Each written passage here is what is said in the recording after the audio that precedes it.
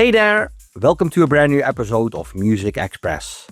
My name is Twan, and in this week's vlog you will see my interview with Orkidea about his classic Beautiful.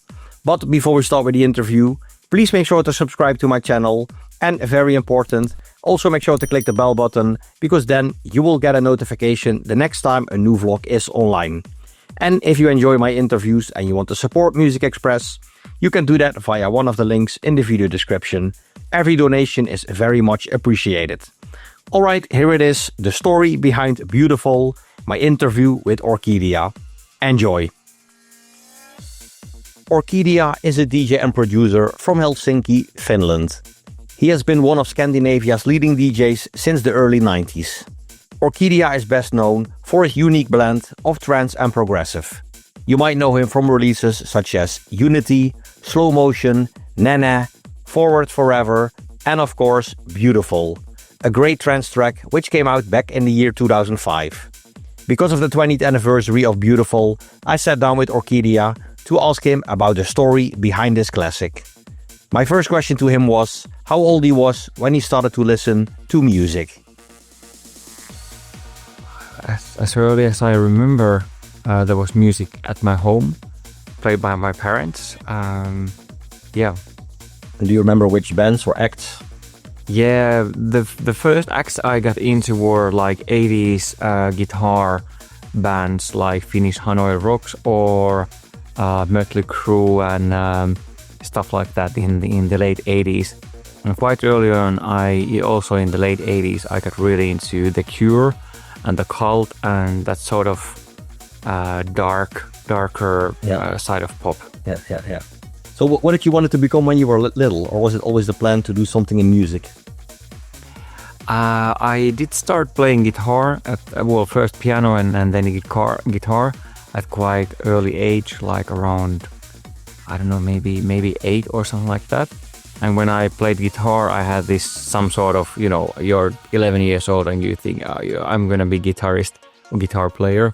So maybe that was the first moment when I thought of something as a music performer. Other than that, at the early age, I didn't have any clear idea what I would do in life. And then when I got to high school, there was it was like a school based around arts, and there was like theater technology was the name of the classes. And there were lights and sound and so on, and that was the first place where I noticed or realized, you can actually do something around these things for a living, not as a performer. And I started to go into that direction with my studies, studying sound and sound design and music production and that sort of stuff. Yeah, so you always been doing stuff like with music. Yeah, for sure. And I played in couple bands when I was 13, 14, 15. And that actually got me into DJing because I was playing in a band, and then there was school disco coming up on 8th or 9th grade. So I've been 13 or 14. And then we were asked to be DJs, and the singer of the band, Taneli, had decks, one Technics and one CD player and a very simple mixer, and his father was working at radio, so he had lots of records. So we were the DJs of those school discos, and that got me into DJing. Oh, so that was your first gig? Nice. Yeah, school disco. And we did play Calef, Dr. Alban and Kraftwerk to these, 10 to 15 year olds at the school. So how are the reactions? Because I can imagine that Kraftwerk, for a 10-year-old, they will be like, what's this? Yeah, it was like electronic music, which was very, very, very new. So this had been like 1991. So it was new, and the fact that we have like a strobo and some sort of electronic music going on, it felt fresh and exciting. Yeah, you were like, I want to do this. Yeah, definitely. Yeah, so a few years ago we already did an interview about your classic Unity, which was also your very first ever release. But yeah, for this vlog we're going to talk about Beautiful, a track you released back in the year 2005. First things first, were you inspired by something when you started to work on Beautiful? So this is going to be a long story. It's like a version of a version of a remix of a remix of a remix. Very weird journey of a song. So what was the musical foundation and then first musical instance of Beautiful was actually a soundtrack I did at school for a short film, like time-lapse short film about a dock in Helsinki. And there was a scene where there's like a winter scene, and I made an ambient track for that, which has the chords which I thought were beautiful ambient trancey chords and down tempo, which then later on also became the ambient mix of Beautiful. And also my grandmother had a birthday, so I also made a special version for her birthday. It must have been, I don't know, 75. Anyways, her birthday. Yeah. So the musical foundation of Beautiful is that ambient mix. And then in some point I thought the chords are nice, so I want to make a dance version of it. And I had my first studio. I was working as a sound designer at one gaming company, so I started working on a dance version of that one. But I had been producing with Niklas Nicke from Slusnik Luna, and I started to get into place where my own production skill were, somewhat doable. But I knew that I needed still some help, so I contacted Heikki Liimatainen, Heikki L, who's been one half of Dallas Superstars and who has done lots of productions on his own. And he had a very nice studio, and I asked, hey, could we work on this one? And then we worked on his studio for a couple of days, and that was the original version, like the dance version of Beautiful, which then this was made. The ambient mix was done maybe 2001, 2002, and then the dance version 2003, 4. I'm a little bit not sure about the exact years. So that was the original mix, which you can hear on Taika album, my first album, which actually because of rights of the deal with Universal Music, I think it was 20 years or 15 years deal. Anyways, that has expired, so you can't find that album from anywhere digital nowadays. So that's where the original mix was. And then later on came remixes, which we can talk now or maybe in a moment. Yeah. You can talk about it. But first, so what equipment was used for Beautiful, for the original one?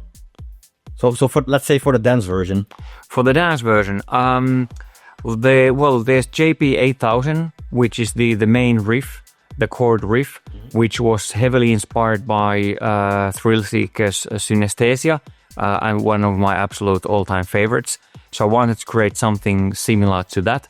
And then there is the square wavy little beepy lead thing, which was inspired by LFO, by LFO. Yeah, LFO. So that was like something from there. And then there is the drum loop, which is sampled from a Katja remix of Moby, I think, which has a really nice shuffling groove.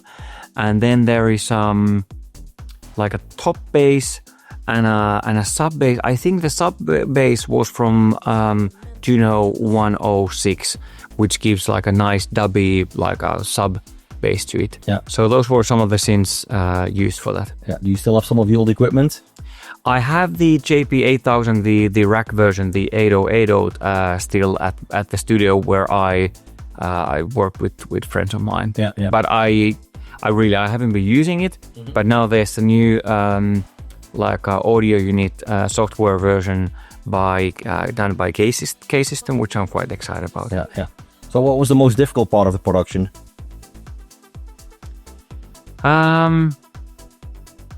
Maybe the fact, two things come to my mind. One is that you have in the chords, you have certain harmony going on. And if you go how to combine that with the bass line, so the track goes on for the first 3 minutes that the bass stays in one note, but the chords change. So it's a little bit like my mind was struggling, like it goes a little bit like wrong, because it would be nicer harmonically if the bass would start to go with the chords right on. But I think there's some like a nice when finally the bass starts to go with the chords, then it's like yes, like a harmonic how you say it, conclusion or relief with that. So that was one thing which I remember we were thinking. And also the bass, because this was way before sidechaining and all these nice plugins that nowadays you can, because there was like 2 different bass lines, and then the kick drum, which is quite big kick drum. So how to get all those to fit and work together, I think that was something that we worked quite a bit on. Yeah. So how long do you think it took you to finish your full version?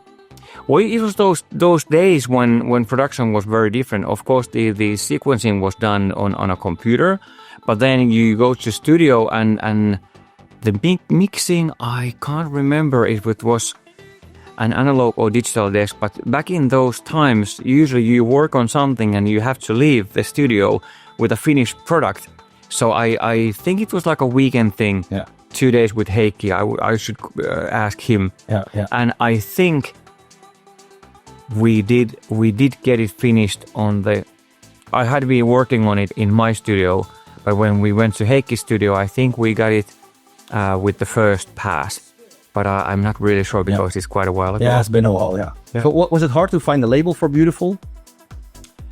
Well, it went by quite much by an accident. So there was 5 a.m. A label which was like a nice label at that time, released some of Gareth Emery's first music, for example. And there was another track, Embrace, which I did it with Super 8, actually in a studio right next door from Heikki's studio. And I think, so the original one didn't really pick up as such. And then I asked some of my Finnish friends to do remixes. DJ Tab did one, Matti Laamanen, Cosmic Man did one, and then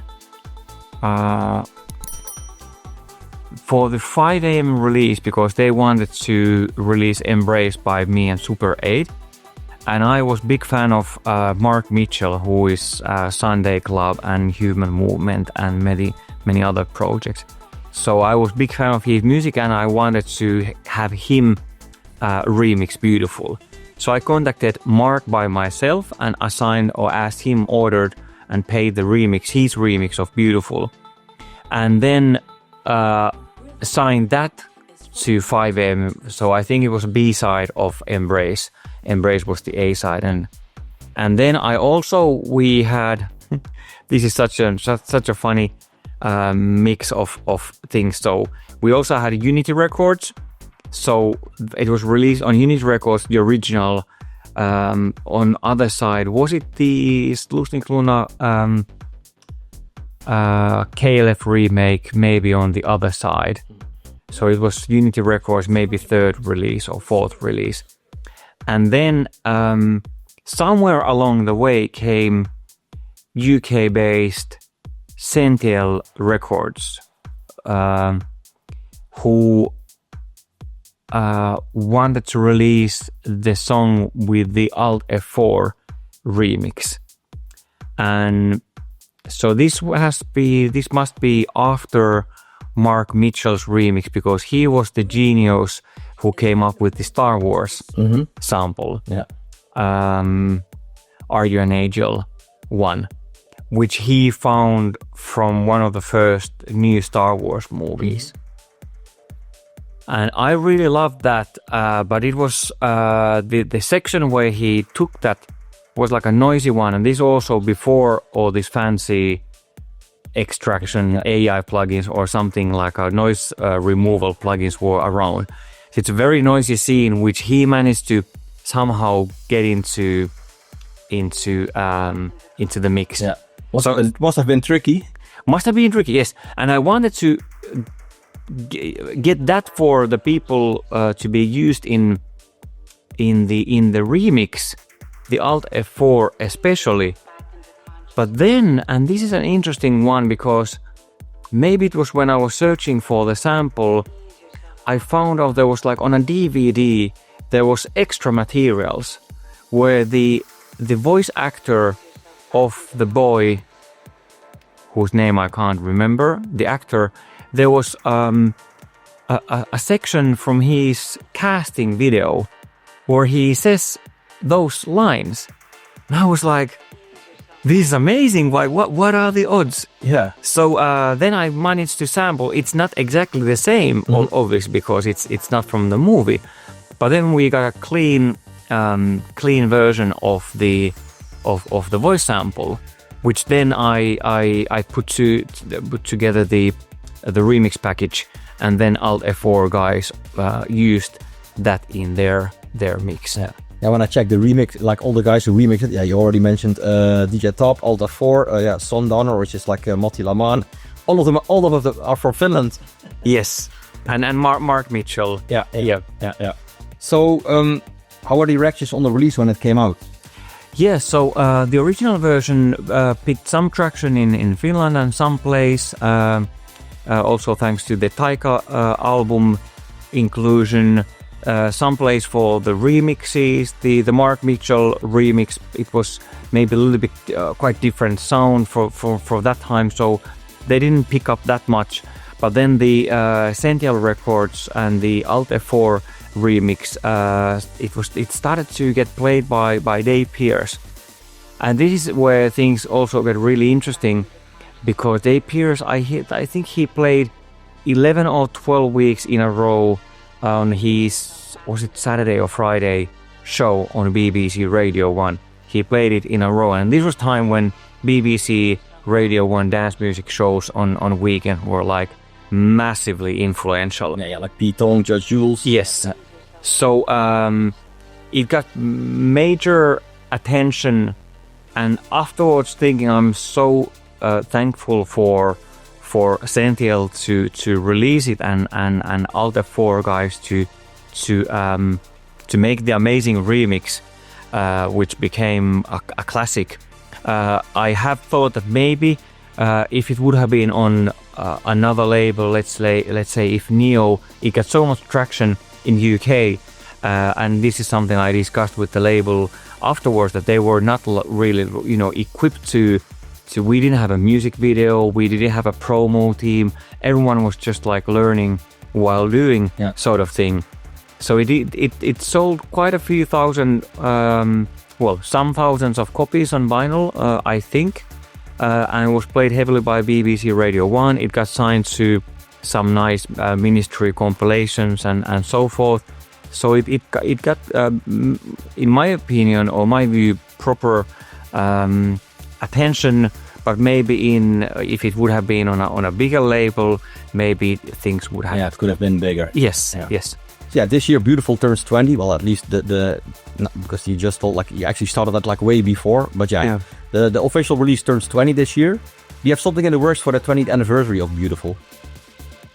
Well, so interestingly, then this was when the dance versions lived their life around 2005, 2010, and then the ambient mix, which was included on my Music Speaks in 1,000 Languages Chill Out limited edition album, and elsewhere as well. But the ambient mix started to live its own life in YouTube. Someone uploaded it to YouTube, some random user, and then it started, I really don't know how, but it started to get some major plays and views in YouTube.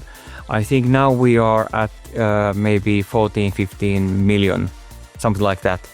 And Armada noticed that, hey, there is this ambient, because they do chill out compilations and ambient stuff. Anyways, they sign music which seems to have a longer shelf life in the digital space.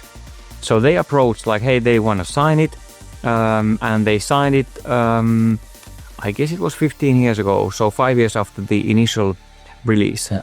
And now we are just about to renew the deal with Armada for the chill out mix, and we've been talking about maybe new mixes, There's been a Brian Kearney remix, which have been around for maybe, I don't know, 5-6 years. Really nice 138, 140 BPM uplifting mix. And there could be some other new ones. So this has been in the talks. Maybe something related with pure trance as well. So let's see. Okay, I'm curious about that. Yes.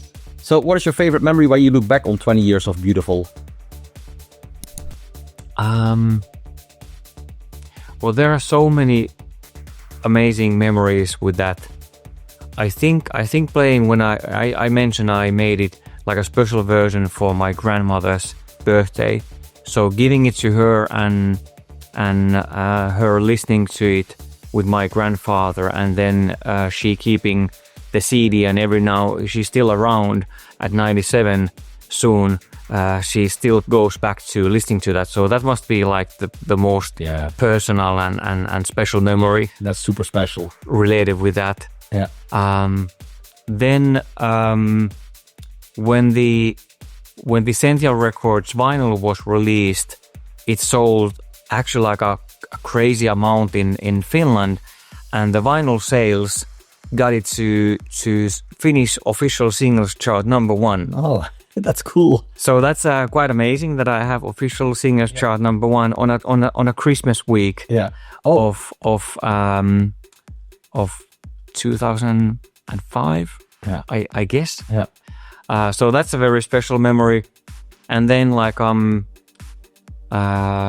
one nice one is also I played at Fabric for Sam Mitchum's party some years ago, and Brian Kearney was playing there, and I played early, and I was there hanging out with some friends on a dance floor, and then in the Fabric main room, and then I'm like, this sounds familiar, like, oh god damn it, it's beautiful, and the whole place goes crazy, and that was like a very special, like a small dance floor memory. That is cool. Yeah, that is cool.